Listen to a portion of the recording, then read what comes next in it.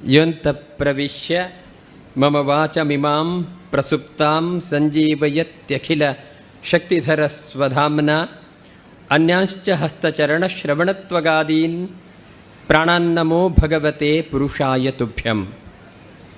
ಭವತಿ ಯದನುಭಾವಾದೇಡಮೂಕೋಪಿ ವಾಗ್ಮೀ ಜಡಮತಿರಪಿ ಜಂತುರ್ಜಾಯತೆ ಪ್ರಾಜ್ಞಮೌಲಿಃ ಸಕಲವಚನಚೇತೋ ದೇವತಾ ಭಾರತೀ ಸಾ ಮಮ ವಚಸಿ ನಿಧತ್ತಾಂ ಸನ್ನಿಧಿಂ ಮಾನಸೇ ಚ.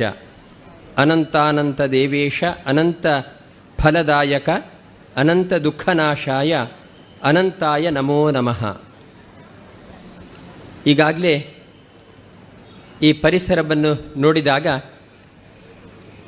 ಒಂದು ಅವ್ಯಕ್ತವಾದ ಆನಂದ ಪ್ರತಿಯೊಬ್ಬರ ಮನಸ್ಸಿನಲ್ಲಿಯೂ ಕೂಡ ಆವಿರ್ಭಾವವಾಗತ್ತೆ. ಇದಕ್ಕೆ ಕಾರಣ ಅಂತ ಹೇಳಿದರೆ ಇಲ್ಲಿಯ ಪ್ರಕೃತಿಯ ಸಮೃದ್ಧಿ. ಪ್ರಾಯ ಈ ಪ್ರಪಂಚದಲ್ಲಿ ಮೊದಲು ಪ್ರಕೃತಿಯ ಆರಾಧನೆ ಮಾಡಬೇಕು ಅಂತ ಹೇಳುವ ದೊಡ್ಡ ಸಂದೇಶ ಕೊಟ್ಟವನು ದೇವೋತ್ತಮನಾದ ಶ್ರೀಕೃಷ್ಣ. ಪ್ರತಿ ವರ್ಷವೂ ಕೂಡ ಈ ನಾಡಿಗೆ ಸಮೃದ್ಧವಾದ ಮಳೆ ಬೇಕು ಅಂತ ಹೇಳುವ ಕಾರಣಕ್ಕೋಸ್ಕರ ಗೊಲ್ಲರು ನಂದಗೋಕುಲದಲ್ಲಿ ಗೋವರ್ಧನಗಿರಿಗೆ ಪೂಜೆ ಮಾಡ್ತಾಯಿದ್ರು. ಒಂದು ದಿವಸ ಶ್ರೀಕೃಷ್ಣ ಹೇಳ್ತಾನೆ, ಇಂದ್ರನಿಗೆ ಪೂಜೆ ಮಾಡ್ತಾಯಿದ್ರು, ಗೋವರ್ಧನಗಿರಿಗೆ ಪೂಜೆ ಮಾಡ್ತಾ ಇರಲಿಲ್ಲ. ಶ್ರೀಕೃಷ್ಣ ಹೇಳ್ತಾನೆ, ನೀವು ದೇವೇಂದ್ರನಿಗೆ ಪೂಜೆ ಮಾಡುವುದಕ್ಕೆ ನನ್ನದೇನು ವಿರೋಧ ಇಲ್ಲ, ಆದರೆ ನಿಮ್ಮ ಪಶುಗಳಿಗೆ ಬೇಕಾದಷ್ಟು ಸಮೃದ್ಧವಾದ ಆಹಾರ ಹುಲ್ಲು ಎಲ್ಲ ಸಿಗೋದು ಈ ಗೋವರ್ಧನಗಿರಿಯಿಂದ. ಆದ್ದರಿಂದ ಗೋವರ್ಧನಗಿರಿಯೊಳಗಿರುವ ಭಗವಂತನನ್ನು ಪೂಜೆ ಮಾಡಿ ಅಂತ ಆವತ್ತಿನಿಂದ ಗೋವರ್ಧನಗಿರಿಗೆ ಪೂಜೆ ಮಾಡುವ ಪ್ರಾರಂಭ ಆಗುತ್ತೆ. ಹಾಗಾಗಿ ಕಾಡು ಬೆಳೆಸಬೇಕು, ಪ್ರಕೃತಿಯನ್ನು ಆರಾಧಿಸಬೇಕು. ವೇದ ಮಂತ್ರದಲ್ಲಿ ಒಂದು ಮಾತು ಇದೆ, ತಸ್ಯ ಪ್ರಕೃತಿ ಲೀನಸ ಯಪ್ಪರಸ ಮಹೇಶ್ವರ ಅಂತ. ಪ್ರಕೃತಿಯ ಮಧ್ಯದಲ್ಲಿ ಲೀನಾಗಿದ್ದವನು ಸರ್ವೋತ್ತಮನಾದ ಭಗವಂತ ಅಂತ ಹೇಳುವಂಥ ಮಾತು ಏನಿದೆಯೋ ಅದಕ್ಕೆ ಪೂರಕವಾದ ರೀತಿಯಲ್ಲಿ ಪ್ರಕೃತಿಯ ಅಧಿದೇವತೆಯಾದ ಭಗವಂತನ ಪೂಜೆ ಮಾಡಬೇಕು ಅಂತ ಮೊತ್ತ ಮೊದಲು ಗೊಲ್ಲರಿಗೆ ಪ್ರೇರಣೆಯನ್ನು ಕೊಟ್ಟು ಗೋವರ್ಧನಗಿರಿಗೆ ಪೂಜೆ ಮಾಡಿಸಿದವನು ಶ್ರೀಕೃಷ್ಣ. ಮತ್ತೇನಾಯಿತು ಅಂತ ನಿಮಗೆ ಗೊತ್ತಿದೆ.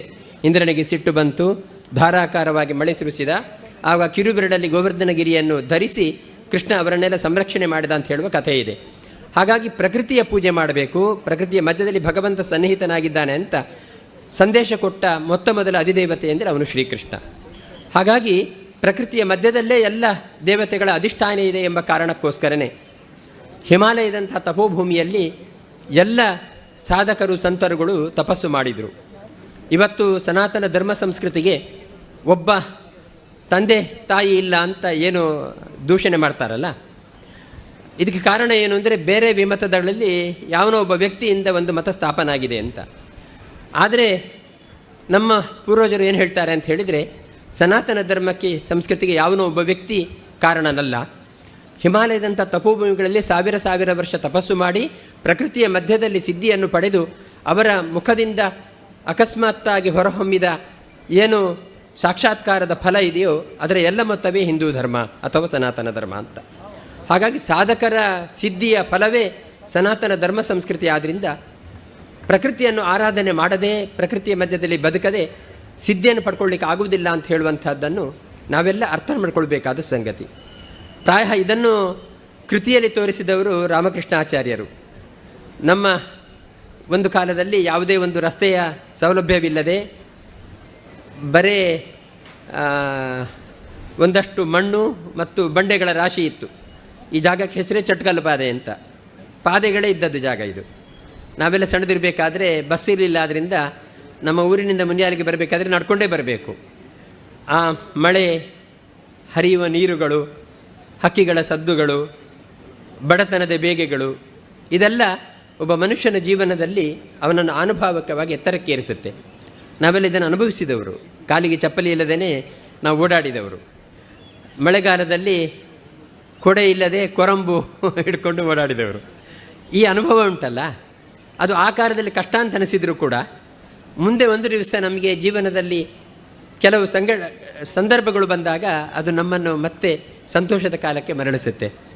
ರಾಮಚಂದ್ರ ಒಂದು ದಿವಸ ಅರಮನೆಯಲ್ಲಿ ಒಂದು ಭಿತ್ತಿ ಫಲಕಗಳನ್ನು ನೋಡ್ತಾ ಸೀತೆಗೆ ನೋಡ್ತಾ ತೋರಿಸ್ತಾ ಇರ್ತಾನಂತೆ. ಆ ರಾಮರಾಜ್ಯದ ಒಬ್ಬ ಶಿಲ್ಪಿ, ಒಳ್ಳೆಯ ಚಿತ್ರಕಾರ, ಅರಮನೆಯ ಭಿತ್ತಿಯಲ್ಲಿ ರಾಮ ಜೀವನದ ವನವಾಸಕ್ಕೆ ಹೋಗುವ ಪ್ರಾರಂಭದ ದಿನಗಳಿಂದ ಎಲ್ಲ ಘಟನೆಗಳನ್ನು ಕೂಡ ಸಾಕ್ಷಾತ್ಕಾರವಾಗುವ ರೀತಿಯಲ್ಲಿ ಭಿತ್ತಿ ಫಲಕದಲ್ಲಿ ಚಿತ್ರಣದ ಮೂಲಕ ಅಂಟಿಸಿದ್ದ. ಹಾಗಾಗಿ ರಾಮ ಸೀತೆಯನ್ನು ಕರ್ಕೊಂಡು ಹೋಗ್ತಾ ಹೋಗ್ತಾ, ನೋಡು ಇಲ್ಲಿ ನಾವು ದಂಡಕಾರಣ್ಯದಲ್ಲಿ ತುಂಬ ಕಷ್ಟಪಟ್ವಿ, ನಿನ್ನನ್ನು ಕದ್ಕೊಂಡು ಹೋಗಿಬಿಟ್ಟ, ಅನೇಕ ಮಂದಿ ಕರದೂಷಣಾದಿ ರಾಕ್ಷಸರು ನಮಗೆ ತುಂಬ ಹಿಂಸೆ ಕೊಟ್ಟರು ಅಂತ ಒಂದೊಂದನ್ನೇ ಪರಿಚಯ ಮಾಡಿಸ್ಕೊಡ್ಬೇಕಾದ್ರೆ ಒಂದು ಮಾತು ಅವನ ಬಾಯಲ್ಲಿ ಬರುತ್ತೆ. ಪ್ರಾಪ್ತಾನಿ ದುಃಖಾನ್ಯಪಿ ದಂಡಕೇಶು ಸಂಚಿಂತ್ಯಮಾನಾನಿ ಸುಖಾನ್ಯಭೂವನ್ ಅಂತ. ದಂಡಕಾರಣದಲ್ಲಿ ನಾವು ತುಂಬ ದುಃಖವನ್ನು ಅನುಭವಿಸಿದ್ದಲ್ಲ, ಈಗ ಅದನ್ನು ನೆನಪಿಸುವಾಗ ಸುಖ ಆಗ್ತಾ ಇದೆ ಅಂತ. ಹಾಗಾಗಿ ಜೀವನದಲ್ಲಿ ನಾವು ಹಿಂದೆಲ್ಲ ನಾನೊಬ್ಬನೇ ಅಲ್ಲ, ನಾವೆಲ್ಲ ಸೇರಿ ತುಂಬ ಕಷ್ಟಪಟ್ಟಿದ್ದೇವೆ. ಹುಲ್ಲಿನ ಮನೆಯಲ್ಲಿ ವಾಸ ಮಾಡಿದ್ದೇವೆ, ಮಳೆಗಾಲದಲ್ಲಿ ಒಂದಷ್ಟು ನೀರು ಮನೆ ಒಳಗಡೆ ಬೀಳ್ತಾ ಇತ್ತು, ಮಣ್ಣಿನ ನೆಲದಲ್ಲಿ ಮಲ್ಕೊಂಡಿದ್ದೇವೆ, ನಾಗಬನಕ್ಕೆ ಬರಿಗಾಲಲ್ಲಿ ಹೋಗಿ ನಾಗತನು ಹಾಕಿದ್ದೇವೆ. ಒಂದೊಂದು ಕಷ್ಟವೂ ಕೂಡ ಇವತ್ತು ನೆನಪಿಸುವಾಗ ನಮ್ಮ ಹಳ್ಳಿ ಎಂಥದ್ದು ಅಂತ ಹೇಳುವಂಥ ಸಂತೋಷವನ್ನು ಕೊಡುತ್ತೆ. ಹಾಗಾಗಿ ಆಧುನಿಕ ಸೌಲಭ್ಯಗಳು, ಆಧುನಿಕ ವ್ಯವಸ್ಥೆಗಳು ನಮಗೆ ಸುಖ ಕೊಡ್ಬೋದೇನೋ ಸರಿ, ಆದರೆ ಅದು ದೈಹಿಕವಾದ ಸುಖವನ್ನು ಕೊಡ್ಬೋದಷ್ಟೇ ಹೊರತು ಮಾನಸಿಕವಾದ ಶಾಂತಿಯನ್ನು ಕೊಡಬೇಕಾದ್ರೆ ಪರಂಪರೆಯನ್ನು ನಾವು ಅನುಸರಿಸಬೇಕಾಗತ್ತೆ.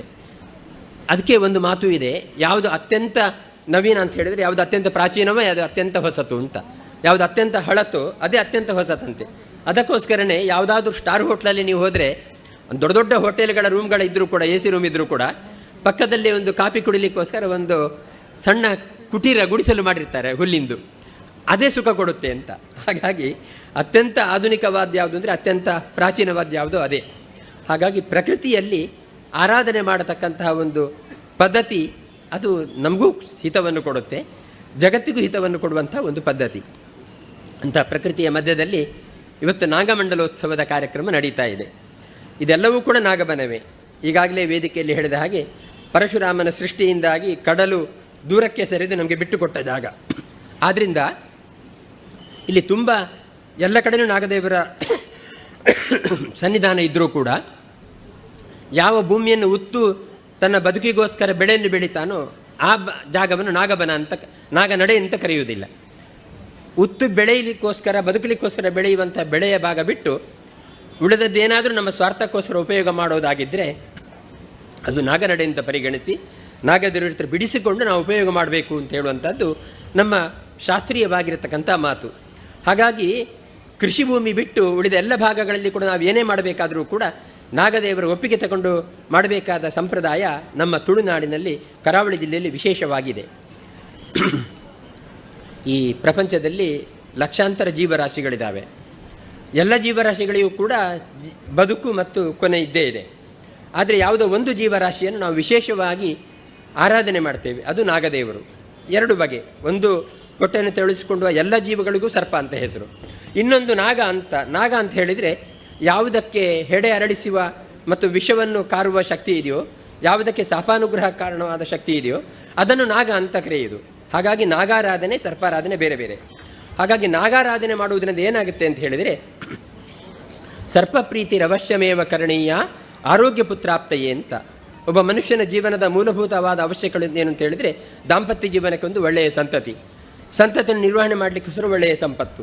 ಅದೆರಡಿದ್ರೂ ಕೂಡ ಅನುಭವಿಸಲಿಕ್ಕೆ ಆಗದೇ ಇರುವಂಥದ್ದು ಯಾವುದರಿಂದ? ಅನಾರೋಗ್ಯದಿಂದ. ಹಾಗಾಗಿ ಒಳ್ಳೆಯ ಆರೋಗ್ಯ, ಇದು ಮನುಷ್ಯನ ಮೂಲಭೂತವಾದ ಬಯಕೆ. ಇದಕ್ಕೆ ಅಧಿದೇವತೆ ಯಾರು ಅಂದರೆ ನಾಗದೇವರು. ಹಾಗಾಗಿ ಸರ್ಪಗಳ ಅಧಿವಾಸ ಅದು ಅಂತರಿಕ್ಷದಲ್ಲಿ, ಭೂಲೋಕದಲ್ಲಿ, ಎಲ್ಲ ಲೋಕಗಳಲ್ಲಿ ತುಂಬಿದೆ ಅಂತ ಹೇಳುವುದನ್ನು ಸರ್ಪ ಮಂತ್ರಗಳು ಹೇಳ್ತಾವೆ. ಸರ್ಪನ 3 ಮಂತ್ರಗಳು ಕೃಷ್ಣ ಯಜುರ್ವೇದದಲ್ಲಿ ಮತ್ತು ಶುಕ್ಲ ಯಜುರ್ವೇದದಲ್ಲಿ ಕಾಣಿಸುತ್ತೆ. ನಮೋಸ್ತು ಸರ್ಪೇಭ್ಯ ಏಕೇಚ ಪೃಥಿವೀಮನು ಯೇ ಅಂತರಿಕ್ಷೇ ಯೇ ದಿವಿ ತೇಭ್ಯೋ ನಮಃ ಯಾ ಇಶವೋ ಯಾತುಧಾನಾನಾಂ ಏವಾ ವನಸ್ಪತಿ ಗಿಮ್ರನು ಏವಾ ವಟೇಶು ಶೇರತೆ ತೇಭ್ಯ ಸರ್ಪೇಭ್ಯೋ ನಮಃ ಅಂತ 3 ಮಂತ್ರ ಯಜುರ್ವೇದದಲ್ಲಿ ಬರುವ ಮಂತ್ರ. ಇದು ಏನು ಹೇಳುತ್ತೆ ಅಂತ ಹೇಳಿದರೆ, ಏ ಅಂತರಿಕ್ಷೇ ಯೇ ದಿವಿ ತೇಭ್ಯ ಸರ್ಪೇಭ್ಯೋ ನಮಃ ಅಂತ. ಭೂಮಿಯಲ್ಲಿ ಮಾತ್ರ ಅಲ್ಲ, ದ್ಯುಲೋಕದಲ್ಲಿ ಮತ್ತು ಅಂತರಿಕ್ಷದಲ್ಲಿ ತುಂಬಿಸಿರತಕ್ಕಂಥ ಸರ್ಪಗಳಿಗೆ ನಮಸ್ಕಾರ ಅಂತ. ಹಾಗಾಗಿ ಈ ಲೋಕದಲ್ಲಿ ನಾವೇನು ಕಾಣ್ತೇವೆ ಸರ್ಪ, ಅದರ ಅಧಿದೇವತೆ ಅದು ಇಲ್ಲಿ ಮಾತ್ರ ಇರುವುದಲ್ಲ, ಎಲ್ಲ ಲೋಕಗಳಲ್ಲಿ ತುಂಬಿಕೊಂಡಿದೆ. ಆದ್ದರಿಂದ ಎಲ್ಲ ಲೋಕಗಳಲ್ಲಿ ತುಂಬಿರತಕ್ಕಂಥ ಸರ್ಪನನ್ನು ಮುಂದುಗಡೆ ಕಂಡಾಗ ನಾವು ಅವನು ಗೌರವಿಸಬೇಕು ಅಂತ. ಇನ್ನೊಂದು, ಸರ್ಪನ ಸನ್ನಿಧಾನ ಅದು ಸೂರ್ಯರಶ್ಮಿಯಲ್ಲಿ, ತೀರ್ಥಗಳಲ್ಲಿ ಎಲ್ಲ ಕಡೆ ತುಂಬಿದೆ ಅಂತೆ. ಇವತ್ತು ಅನೇಕ ಕಾಯಿಲೆಗಳಿಗೆ ಸೂರ್ಯನ ಕಿರಣವೇ ಮದ್ದು. ವಿಟಮಿನ್ ಡಿ ಇಲ್ಲದೇ ಇದ್ದರೆ ಅನೇಕ ಕಾಯಿಲೆಗಳು ಬರ್ತಾವಂತೆ. ಸೂರ್ಯನ ರಶ್ಮಿಯಲ್ಲಿಯೂ ಕೂಡ ಸರ್ಪನ ಸೂಕ್ಷ್ಮ ರೂಪ ಇರೋದರಿಂದ ಸೂರ್ಯರಶ್ಮಿಯು ಕೂಡ ಆರೋಗ್ಯಕ್ಕೆ ಕಾರಣವಾಗುತ್ತೆ. ಅನೇಕ ತೀರ್ಥ ಸ್ನಾನ ಮಾಡೋದರಿಂದ ಚರ್ಮ ರೋಗಗಳಿಗೆ ಎತ್ತರಕ್ಕೆ ಇರಬೇಕು ಅಂತ ಹೇಳೋ ಪ್ರೇರಣೆಯನ್ನು ಕೊಡುವಂಥ ಕಾರ್ಯಕ್ರಮ ನಡೆಸ್ತಾ ಇರುವುದರಿಂದ ಅವರು ಅನೇಕ ಪ್ರಶಸ್ತಿಗಳಿಗೆ ಭಾಜನರಾಗಿದ್ದಾರೆ. ಇವತ್ತು ರಾಮಕೃಷ್ಣಾಚಾರ್ಯರ ಪ್ರೀತಿಪೂರ್ವಕವಾದ ಆಹ್ವಾನಕ್ಕೆ ಕರೆಗೆ ಹೋಗೊಟ್ಟು ಇಲ್ಲಿ ವೇದಿಕೆಯಲ್ಲಿ ಅವರು ಕೂತಿದ್ದಾರೆ. ಅವರಿಂದಲೂ ಕೂಡ ಒಂದಷ್ಟು ನಿಮಗೆ ಚಿಂತನೆಗೆ ಪೂರಕವಾದ ಮಾತುಗಳು ಬರಲಿಕ್ಕಿದ್ದಾವೆ. ನಾವು ದೂರದ ಸುಬ್ರಹ್ಮಣ್ಯಕ್ಕೆ ಹೋಗಬೇಕು, ತುಂಬ ದೂರ ಇರೋದರಿಂದ, ಮತ್ತು ನಿರಂತರ ಕಾರ್ಯಕ್ರಮ ಇತ್ತು. ಬೆಳಿಗ್ಗೆಯಿಂದ 2ವರೆಗೆ ಎದ್ದಿದ್ದೇವೆ ನಾವು ನಮ್ಮ ನಿತ್ಯ ಪೂಜೆ ಮತ್ತು ಅನುಷ್ಠಾನಕ್ಕೋಸ್ಕರ. ಹಾಗಾಗಿ ಸ್ವಲ್ಪ ಮುಂದೆ ಹೋಗಬೇಕಾಗಿದೆ. ಹೋಗ್ಲಿಕ್ಕೆ ಮನಸ್ಸಿಲ್ಲ, ರೂಪಾಯಿಯವರು ಮಾತಾಡೋಕ್ಕಿಂತ ನಮಗೆ ಆಸೆ ಇದೆ, ಅನಿವಾರ್ಯವಾಗಿ ಹೋಗಬೇಕಾಗಿದೆ ನಾವು. ನಮ್ಮ ದಾಮೋದರ ಶರ್ಮಾ ಅವರು ಕಾರ್ಯಕ್ರಮ ನಿರ್ವಹಣೆ ಮಾಡೋದೇ ತುಂಬ ನಿಸ್ಸೀಮರು, ಒಳ್ಳೆಯ ಮಾತುಗಾರರು, ತುಂಬ ಒಳ್ಳೆಯ ಮಾತುಗಾರರು. ಅವರ ಮಾತು ಅದು ಯೂಟ್ಯೂಬ್ಗಳಲ್ಲಿ ನೀವು ಗೊತ್ತಾಗುತ್ತೆ ಅವರ ಮಾತು ಎಷ್ಟು ಚೆಂದ ಇದೆ ಅಂತ, ಎಷ್ಟು ಮನೋಗತವಾಗಿ ಮಾತಾಡ್ತಾರೆ ಅಂತ ಗೊತ್ತಾಗುತ್ತೆ. ಇತ್ತೀಚೆಗೆ ನಾನು ಯಾವುದೊಂದು ಉಪನಯನದ ಬಗ್ಗೆ ಹೇಳಿದ ಮಾತನ್ನು ಅವರು ಹೇಳಿದರು. ಅದು ನನಗೆ ಮತ್ತೆ ತುಂಬ ಜನ ಕಳಿಸಿದರು. ನಮ್ಮ ದಾಮೋದರ ಶರ್ಮಾ ಅವರ ಮಾತಿನ ಭಾಗದಲ್ಲಿ ಇದೊಂದು ಉದ್ಧೃತವಾಗಿತ್ತು ಅಂತ. ಹೀಗೆ ಅವರ ನಿರೂಪಣೆ, ಅವರ ನಿರ್ವಹಣೆ ಇದೆಲ್ಲವೂ ಕೂಡ ಸುಂದರವೇ. ಅವರ ನಿರ್ವಹಣೆಯಿಂದ ಈ ಸಭೆ ಇನ್ನೊಂದಷ್ಟು ಸೌಂದರ್ಯವನ್ನು ಪಡೆದಿದೆ ಅಂತ ಹೇಳ್ತಾ, ನಿಮ್ಮ ಬದುಕು ಎರಡು ಮುಖವಾಗಿ ಸಾಗಬೇಕು. ಹಿಂದೂ ಧರ್ಮದಲ್ಲಿ ಒಂದು ಚಿಹ್ನೆ ಇದೆ, ಒಂದು ಸ್ವಸ್ತಿಕ ಅಂತ. ಆ ಚಿಹ್ನೆಯಲ್ಲಿ 2 ರೇಖೆ ಇದೆ, ಒಂದು ಎತ್ತರಕ್ಕೆ ಹರಿದ ರೇಖೆ, ಇನ್ನೊಂದು ಅಡ್ಡಕ್ಕೆ ಹರಿದ ರೇಖೆ, ಸಮಾನಾಂತರವಾದ ರೇಖೆ. ಒಂದು ತುಂಬ ಎತ್ತರ ಇದ್ದು ಅಡ್ಡಕ್ಕೆ ಹರಿದ ರೇಖೆ ಕಡಿಮೆ ಇಲ್ಲ, 2 ಸಮಾನಾಂತರವಾಗಿದ್ದರೆ ಅದು ಸ್ವಸ್ತಿ ಎಂಬ ಚಿಹ್ನೆ. ಎತ್ತರಕ್ಕೆ ಹರಿದ ರೇಖೆ ಹೇಳುತ್ತೆ, ಈ ಪ್ರಪಂಚದಲ್ಲಿ 1 ಅಲ್ಲ 2 ಅಲ್ಲ ಲಕ್ಷಾಂತರ ಜೀವರಾಶಿಗಳಲ್ಲಿ ಮನುಷ್ಯನಿಗೆ ಕೊಟ್ಟಷ್ಟು ಬುದ್ಧಿಶಕ್ತಿ ಭಗವಂತ ಯಾರಿಗೂ ಕೊಡಲಿಲ್ಲ. ಹಾಗಾಗಿ ದೇವರ ಬಗ್ಗೆ ಚಿಂತನೆ ಮಾಡಿದ್ರೆ ಮನುಷ್ಯನಿಗೆ ಮಾತ್ರ ಸಾಧ್ಯ ಅಂತ ಹೇಳುವ ಕಾರಣಕ್ಕೆ ಆಧ್ಯಾತ್ಮಿಕವಾದ ಎತ್ತರವನ್ನು ಇರಬೇಕು ಅಂತ ಹೇಳುವಕ್ಕೆ ಸೂಚಕವಾದ ರೇಖೆ ಅದು. ಅಡ್ಡಕ್ಕೆ ಹರಿದ ರೇಖೆ ಹೇಳುತ್ತೆ, ಮನುಷ್ಯ ನಿನಗೆ ಬೇಕಾದಷ್ಟನ್ನೇ ಕೊಟ್ಟರೆ ನೀನು ಉಪಯೋಗ ಮಾಡಬೇಕು, ಅದಕ್ಕೇನಾದರೂ ಮಿಕ್ಕಿ ಕೊಟ್ಟರೆ ಅದು ಸಮಾಜಕ್ಕೋಸ್ಕರ ಕೊಡಲಿಕ್ಕೆ ನಿನಗಿರುವಂಥ ಒಂದು ಜವಾಬ್ದಾರಿ ಅಂತ ಹೇಳುವುದನ್ನು ಅರಿತುಕೊಂಡು ಆಧ್ಯಾತ್ಮಿಕವಾದ ಎತ್ತರದ ಜೊತೆಗೆ ಸಾಮಾಜಿಕವಾದ ವಿಸ್ತಾರವನ್ನು ಮನುಷ್ಯ ಪಡೆಯಬೇಕು, ಸಮಾಜಕ್ಕೋಸ್ಕರ ಮನುಷ್ಯ ಬದುಕಬೇಕು ಅಂತ ಹೇಳುವಂಥ ಒಂದು ಚಿಂತನೆಯನ್ನು ಸನಾತನ ಧರ್ಮ ಸಂಸ್ಕೃತಿಯ ಸ್ವಸ್ತಿ ಎಂಬ ಚಿಹ್ನೆ ಹೇಳುತ್ತೆ. ಇದನ್ನು ಅರ್ಥಪೂರ್ಣಗೊಳಿಸ್ತಾ ಒಂದು ಕಡೆ ಸಾಮಾಜಿಕವಾಗಿ ಬದುಕುತ್ತಾ ಇನ್ನೊಂದು ಕಡೆ ಆಧ್ಯಾತ್ಮಿಕವಾದ ಎತ್ತರವನ್ನು ಮರೆಯದೆ ಬದುಕುವಂಥದ್ದು ಜೀವನದ ಸಮತೋಲನವನ್ನು ಕಾಪಾಡುತ್ತೆ, ಮನುಷ್ಯ ಸಮತೋಲನದ ಬದುಕಲಿಕ್ಕೆ ಅವಕಾಶ ಆಗುತ್ತೆ ಅಂತ ಹೇಳುವುದನ್ನು ನೀವೆಲ್ಲ ತಿಳ್ಕೊಳ್ಬೇಕು ಅಂತ ಹೇಳ್ತಾ, ನಮ್ಮ ಊರಿನ ಬಾಲ್ಯದಲ್ಲಿ ನಡೆದಾಡಿದ ಈ ಜಾಗಕ್ಕೆ ಬರಲಿಕ್ಕೆ ಹೆಚ್ಚುವರಿ ಸಂತೋಷ ನನಗಾಗಿದೆ. ಇಲ್ಲಿ ನಾಗಮನಕ್ಕೆ ಬರೋದು, ಇಲ್ಲಿ ಕಾರ್ಯಕ್ರಮದಲ್ಲಿ ಭಾಗವಹಿಸುವುದು ಅಂತ ಹೇಳೋದು ಎಷ್ಟು ಸಂತೋಷನೋ, ಅದಕ್ಕೆ ಇನ್ನೊಂದಷ್ಟು ಇನ್ಕ್ಲೂಡಿಂಗ್ ಏನು ಅಂತ ಹೇಳಿದರೆ, ಈ ಸ್ಥಳದಲ್ಲಿ ನಾವು ಬರಿಗಾಲಲ್ಲಿ ಓಡಾಡಿದ್ದೇವೆ ಸಣ್ಣ ವಯಸ್ಸಲ್ಲಿ ಅಂತ ಹೇಳುವಂಥದ್ದು. ನಾನು ಹುಟ್ಟಿದವರು ಪುರಾಶ್ರಮದವರು, ಎಳ್ಳಾರೆಯಿಂದ ಮುನಿಯಾಲಿಗೆ ಹೊಳೆ ಕಾರ್ಯಕ್ರಮ ಹೋಗಬೇಕಾದ್ರೆ ಇದೇ ದಾರಿಯಲ್ಲಿ ಹೋಗ್ತಿದ್ವಿ. ಮಳೆಗಾಲದಲ್ಲಿ ಯಾವಾಗಲೂ ಹೋಗ್ತಿದ್ವಿ.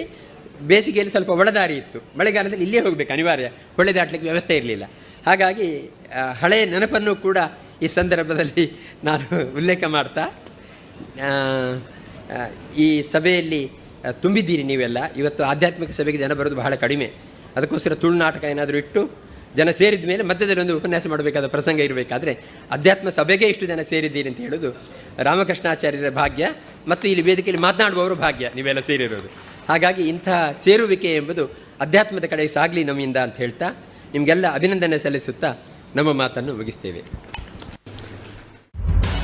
ನಿಖರ ಸುದ್ದಿ, ಸದಭಿರುಚಿಯ ಕಾರ್ಯಕ್ರಮ. ನೀವು ನೋಡ್ತಾ ಇದ್ದೀರಾ ಕಹಳೆ ನ್ಯೂಸ್, ಸಮಾಜದ ಜಾಗೃತಿಗಾಗಿ ವಸ್ತುನಿಷ್ಠ ವರದಿ.